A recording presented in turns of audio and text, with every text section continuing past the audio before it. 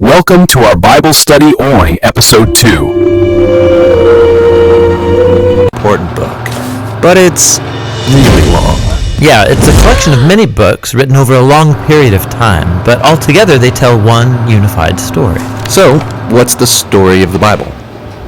Well, it begins by introducing us to a beautiful mind, the author of all reality, a being called God.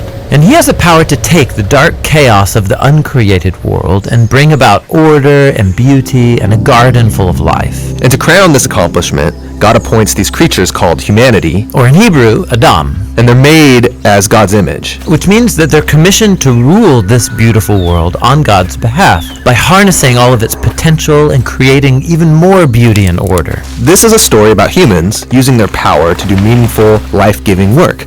But the question is, how? Yeah, humanity now faces a choice that's represented by a fruit tree. So humans could partner with God and find freedom by trusting in his knowledge of good and evil. Or They could seize power and define good and evil on their own, which, God warns, will kill them. and they hear the voice of a dark, mysterious creature that tells them the choice is simple. Take the fruit. It'll give you power and freedom to rule the world on your own terms. And so they seize this knowledge, and as a result they become suspicious and self-protective. It leads to fractured relationships, violent power grabs, and ultimately a whole civilization, Babylon, that has redefined evil as good. And so, God scatters this corrupted human project. And here the story of the Bible takes an important turn. We zoom into the story of a man and a woman who come out of Babylon, Abraham and Sarah. Yeah, God promises that from them will come a new people, a nation that has another chance to make the right choice. And if they succeed, it will open up this new way forward for the rest of humanity. And this is why the rest of the Bible story is about this family. And it does not go well.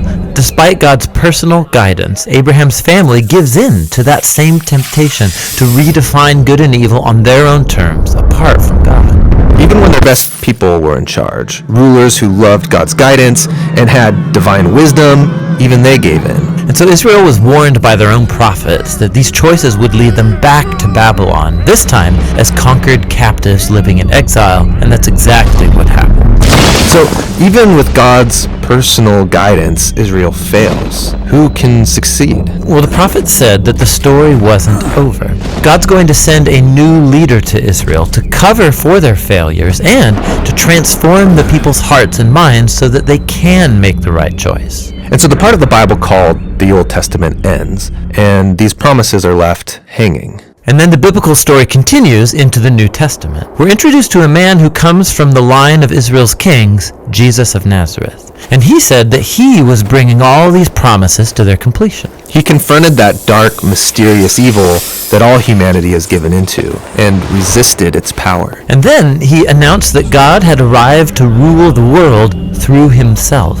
Jesus taught about God's definition of good and evil, and he said that real power is serving others. According to Jesus, it's people who love the poor and even love their enemies. These are the kinds of people who actually rule the world. And that's confusing, but also really beautiful. And so is the claim that the story goes on to make about Jesus, that he is God become human, to be for Israel and for all humanity what we could never be for ourselves.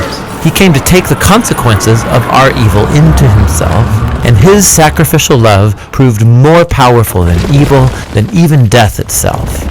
So now humanity's presented with a new choice. Represented by a new tree. Stick with the old way of being human, or venture into this new way. And in the story, those who choose the way of Jesus find themselves energized by God's own power. People who know that they are loved and forgiven by God can become people who love and forgive others in return.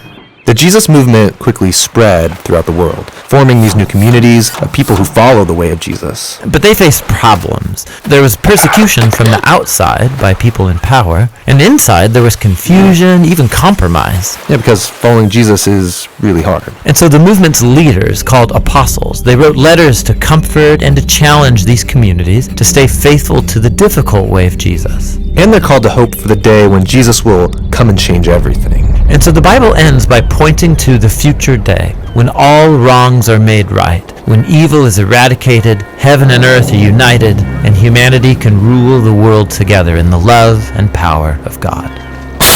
Okay, so that's the story of the Bible, and it brings all of these books together. But what's interesting is that each book contains a different kind of literature that contributes to the story in a unique way, and that's what the next video will begin to explore.